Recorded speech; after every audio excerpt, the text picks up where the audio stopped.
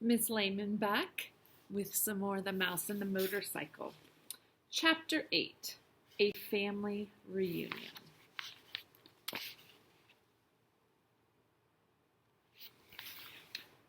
The next thing Ralph knew, his mother was shaking him by the shoulder. "Wake up," she said. "Ralph, wake up. Room service has brought us another meal." Room service?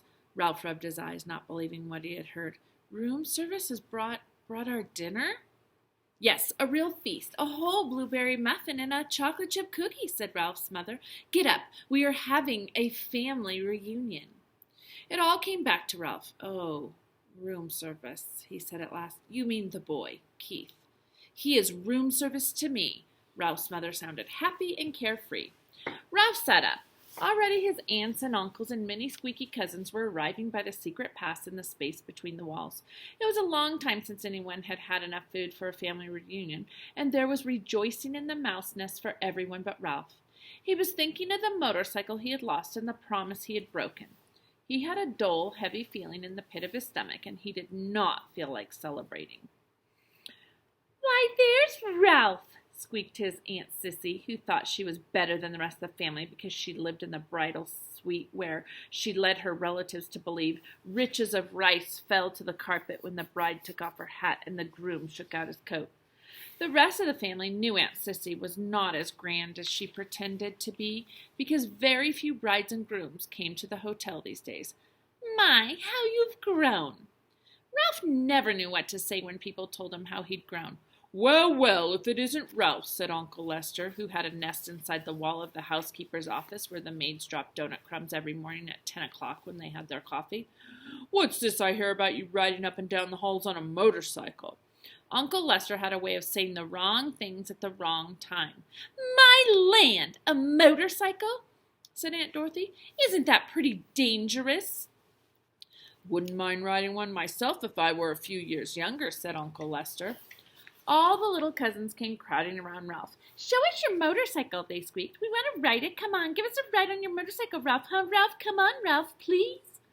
Ralph knew he was expected to be polite to all his relatives, even his squeaky little cousins.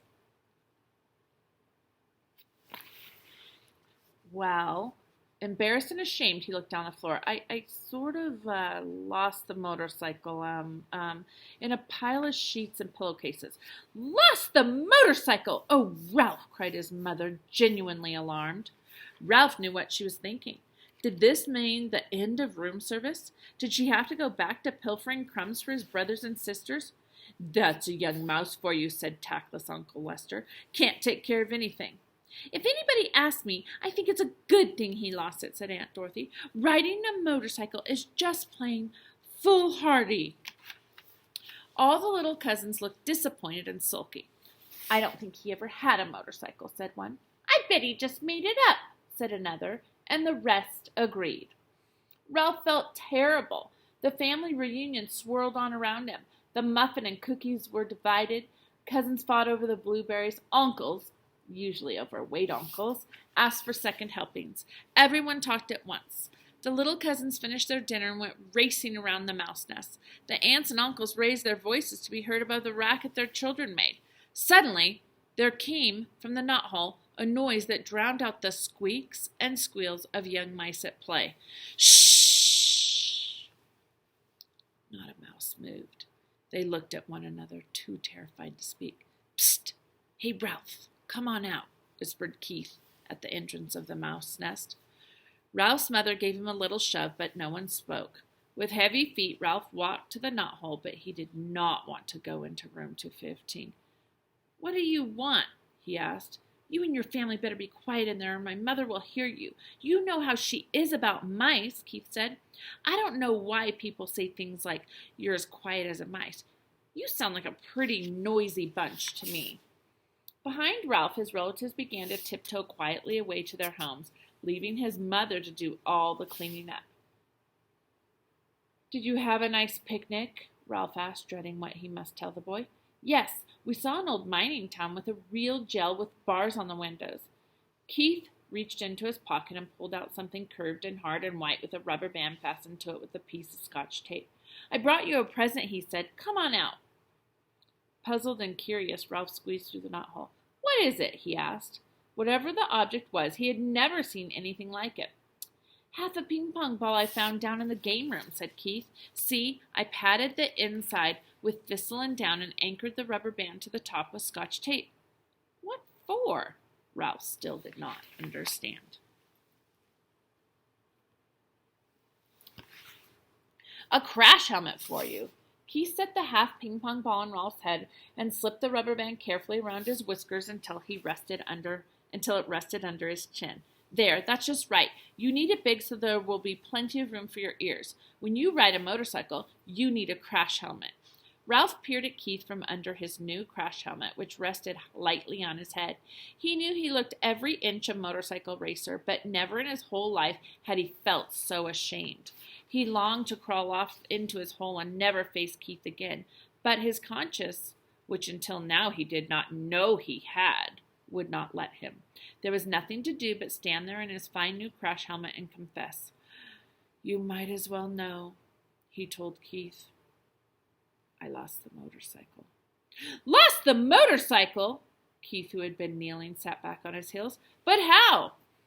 I rode it by mistake into a pillowcase in a heap of linen on the floor, and it got dumped into the laundry hamper, confessed Ralph.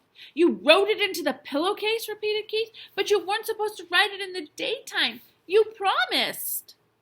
I know, agreed Ralph miserably. I didn't exactly mean to ride it. But you did. Keith's voice was accusing. Well, you see, the maid was vacuuming under the bed and I, began Ralph and stopped. Oh, what's the use? I wrote it and I lost it and it's probably gone to the laundry by now and I'm sorry. The boy and the mouse were silent. Both were thinking about the little motorcycle with its clean lines and pair of shining chrome exhaust pipes. That motorcycle was my very most favorite of all my cars, said Keith. I saved my allowance and I bought it myself. Ralph hung his head in his crash helmet. There was nothing more he could say. It was a terrible thing he had done. I guess I should have known you weren't old enough to be trusted with a motorcycle, said Keith. The boy could not have said anything that would hurt Ralph more. That's the end of chapter 8, boys and girls. Ralph went against his word, and he rode the motorcycle. I know he was desperate because the maid did have the vacuum, but now his actions lost the motorcycle. What do you think is going to happen next chapter? I sure wonder. Have a great rest of your day.